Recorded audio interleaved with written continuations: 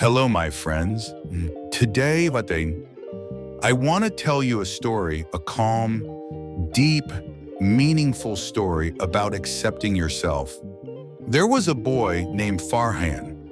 Farhan was kind, Farhan was honest.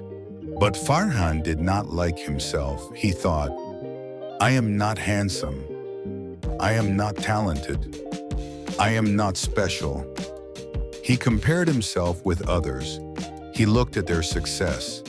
He looked at their talents. Slowly, his confidence became weak. One day, Farhan visited his art teacher. He saw many paintings on the wall. Each painting was different colors, different styles. Farhan asked, Sir, which painting is the best? The teacher smiled gently and said, They are all different. They are all beautiful. In their own way. He continued, if one painting tries to look like another, it loses its uniqueness. He looked at Farhan and said, You are also like a painting. You have your own color. You have your own style. Accept who you are. Improve yourself, but do not hate yourself.